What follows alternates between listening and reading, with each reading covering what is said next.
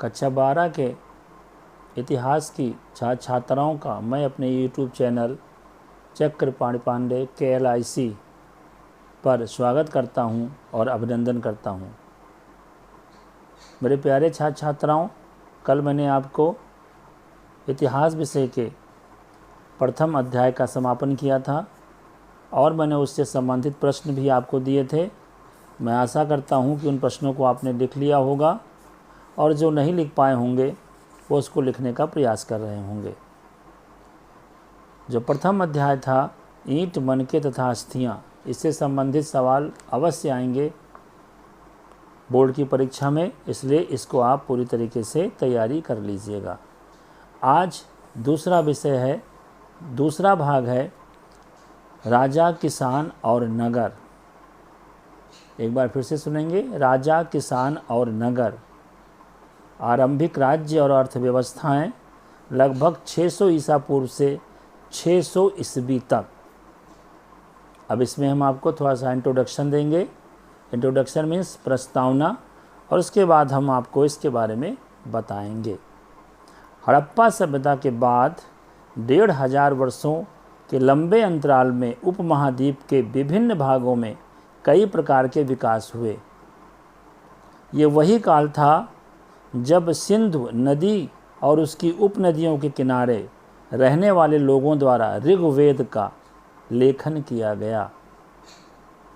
उत्तर भारत, दक्कन पठार क्षेत्र और कर्नाटक जैसी उप महाद्वीप के कई क्षेत्रों में कृषक बस्तियां अस्तित्व में आईं। साथ ही दक्कन और दक्षिण भारत के क्षेत्रों में चरवाहा बस्तियों के प्रमाण भी मिलते हैं। ईसा पूर्व पहली सहस्त्र शताब्दी के दौरान मध्य और दक्षिण भारत में शवों के अंतिम संस्कार के नए तरीके भी सामने आए। ईसा पूर्व छठी शताब्दी में नए परिवर्तनों के प्रमाण मिलने और रजवाड़ों का विकास हुआ। इन राजनीतिक प्रक्रियाओं के पीछे कुछ अन्य परिवर्तन थे। इसका पता कृषि उपज को संगठित करने के तरीकों से चलता है। ये थोड़ा सा मैंने आपको इंट्रोडक्शन दिया है राजा, किसान और नगर के बारे में। अब आते हैं इसके पहले भाग के ऊपर, जो है प्रिंसेप और पियदस्सी। एक बार फिर से सुने, प्रिंसेप और पियदस्सी। अब ये क्या चीज़ है, इसके बारे में हम आपको बता रहे हैं। भारतीय अभिलेख विज्ञान में एक उल्लेखनीय प्रगति 1830 के दशक में हुई, जब ईस्ट इंडिया कंपनी के एक अधिकारी जेम्स प्रिंसेप ने ब्राह्मी और खरोष्ठी लिपियों का अर्थ निकाला। जेम्स प्रिंसेप ने ब्राह्मी और खरोष्ठी लिपियों का अर्थ निकाला। इन लिपियों का उपयोग सबसे आरंभिक अभिलेखों और सिक्कों में किया गया है। प्रिंसेप को पता चला कि अधिकांश अभिलेखों और सिक्कों पर पियदस्सी यानी मनोहर मुखाकृत वाले राजा का नाम लिखा है।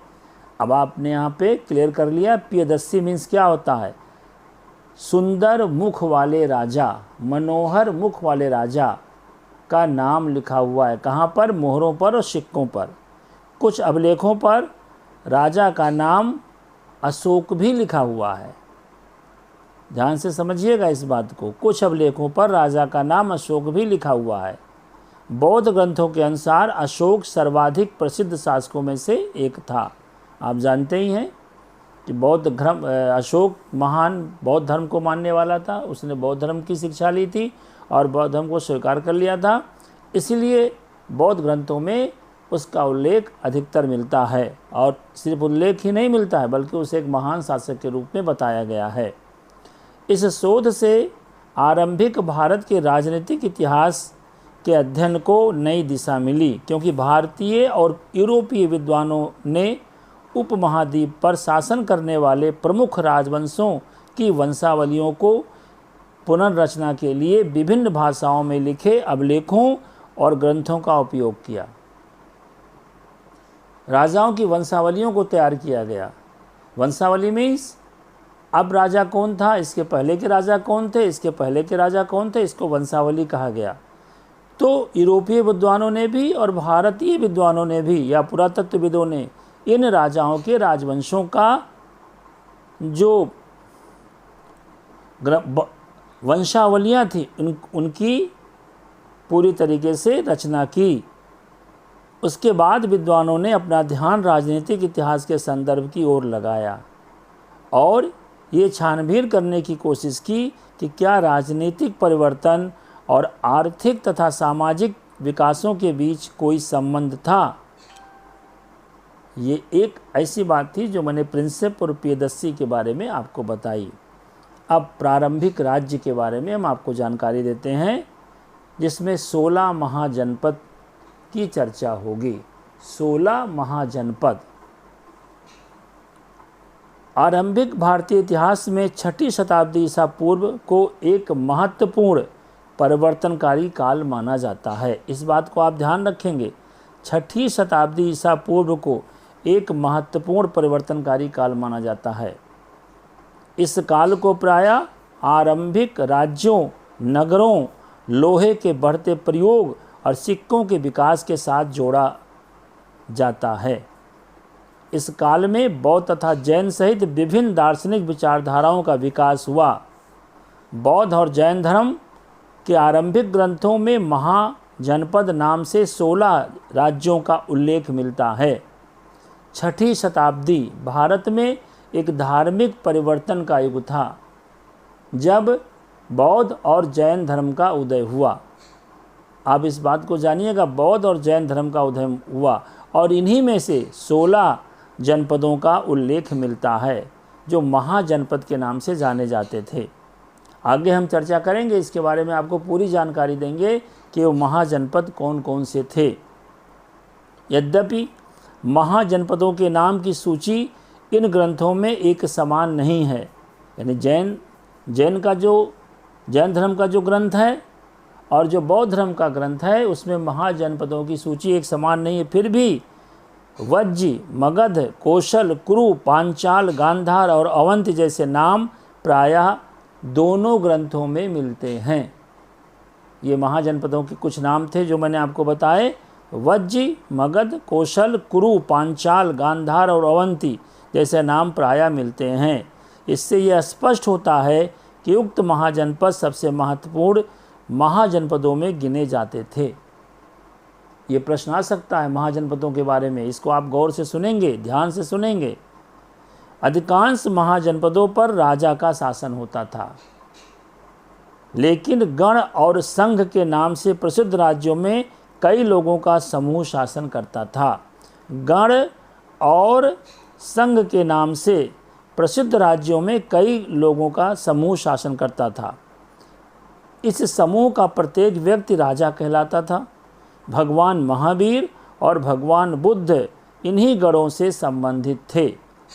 वज्र संघ की ही भांति कुछ राज्यों में भूमि सहित अनेक आर्थिक स्रोतों पर राजा गण सामूहिक नियंत्रण रखते थे। यद्यपि स्रोतों के अभाव में इन राज्यों के इतिहास पूरी तरह से नहीं लिखे जा सके हैं, लेकिन ऐसे कई राज्य लगभग 1000 साल तक बने रहे। 1000 साल तक बहुत बड़ा समय होता है। इन राज्यों का अस्तित्व भारतीय इतिहास में था। प्रत्येक महाजनपद की एक राजधानी होती थी। आज भी आप जानते हैं, वर्तमान समय की हम गणना करें तो जो भी हमारे राज्य हैं उनकी राजधानी आज भी होती है। जैसे आपके उत्तर प्रदेश की राज्य की चर्चा करें तो यहाँ की राजधानी लखनऊ है।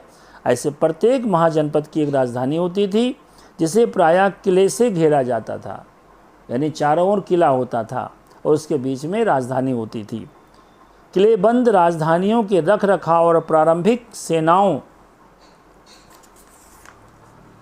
और नौकरशाही के लिए भारी आर्थिक स्रोत की आवश्यकता होती थी। इससे स्पष्ट क्या हो गया कि राजधानी में उस महाजनपद से संबंधित सेना भी रहती थी। उसके रख रखाव के लिए आर्थिक स्रोत की आवश्यकता होती थी, अर्थ की आवश्यकता होती थी। लगभग 6ठी शताब्दी ईसा पूर्व से संस्कृत में ब्राह्मणों ने धर्मशास्त्र नामक ग्रंथों की रचना शुरू की। इनमें शासक सहित अन्य के लिए नियमों का निर्धारण किया गया। और ये अपेक्षा की जाती थी कि शासक क्षत्रिय वर्ण से ही होंगे। ये भी एक बहुत बड़ी विडंबना थी उस समय कि राजा को क्षत्रिय वंश का माना जाता था। ये भी जो धार्मिक ग्रंथों की रचना की गई उसमें ये इंगित किया गया कि जो राजा बने वो क्षत्रिय वर्ण का हो। शासकों का नाम किसानों, व्यापारियों, शिल्पकारों से कर तथा भेंट वसूलना माना जाता था। यानी जो शासक होते थे उसका काम किसानों से, व्यापारियों और शिल्पकारों से कर मीन्स टैक्स वसूलना, और जो भी भेंट राजा को प्राप्त होती थी वो माना जाता था। जैसे आज भी सरकारें टैक्स वसूलती हैं। आप कोई भी वस्तु खरीदते हैं, कोई भी सामान खरीदते हैं तो आपको उस पर टैक्स देना पड़ता है।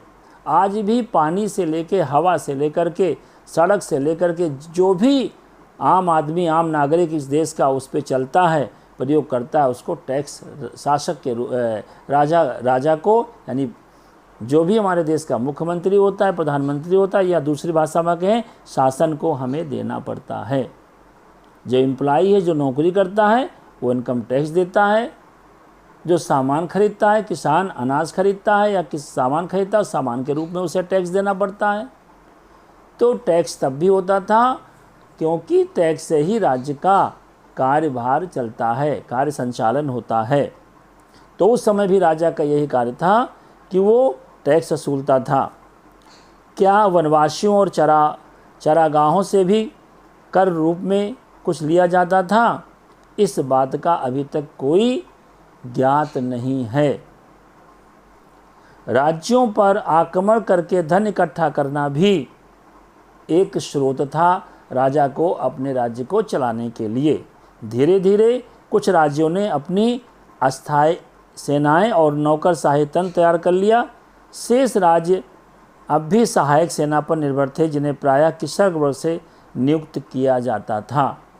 तो ये 16 महाजनपदों के बारे में थोड़ी सी हमने जानकारी दी है, और कल हम आपको 16 महाजनपद में जो पहला महाजनपद था मगध, उसके बारे में हम चर्चा करेंगे। आज जो भी हमने आपको बताया है वो सारा मटेरियल, वो सारी चीज़ें हम अपने डिस्क्रिप्शन बॉक्स में डाल देंगे, वहाँ से आप इसको नोट कर सकते हैं।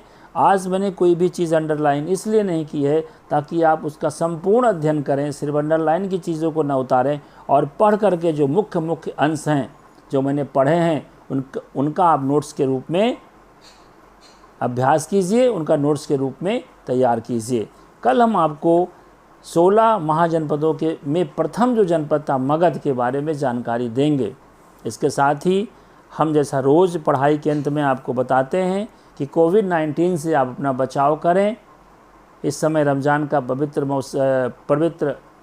मौसम चल रहा है, तो इस मौसम में आप घरों में रह करके आध्यात्मिक कार्यों को कर सकते हैं और उस अल्लाह खुदा भगवान से प्रार्थना कर सकते हैं कि कोविड-19 का अंत जितनी जल्दी हो, ठीक हो, ताकि हमारी पढ़ाई या हमारे और दैनिक कार्य हैं, रोज़मर्रा के कार्य हमारे सब पटरी पर आ जाएं और जल्दी ही भारतवर्ष इन सारी बीमारियों से मुक्त हो जाए। साथ ही साथ यदि आपको बहुत ज़रूरी ना हो तो घर से बाहर न निकलें, यदि निकलते हैं तो मास्क को लगा कर निकलें, और बाहर आने पर अपने हाथ को सैनिटाइज़ करें। सैनिटाइज़र आपके पास नहीं है तो बार बार साबुन से अपने हाथों को धोते रहें। अपना बचाव ही दूसरों का बचाव है, इस विधि को आप अपनाएं और ज़्यादा से ज़्यादा लोगों को इस ग्रुप से जोड़ें, क्योंकि बार बार शासन के द्वारा कहा जा रहा है कि कितने लोगों की पढ़ाई आपके द्वारा की जा रही है। तो इतिहास की हमारी छात्र छात्राएं जितने भी लोगों को आप इसमें जोड़ें, इस पढ़ाई का आनंद कर लें। पहला चैप्टर ख़त्म हो चुका है, दूसरा चैप्टर मैंने प्रारंभ कर दिया है, और कल हम आपको इसके बारे में, जनपदों के बारे में, जिसमें प्रथम मगध जनपद है, जानकारी देंगे। बहुत बहुत धन्यवाद। आपका दिन शुभ हो।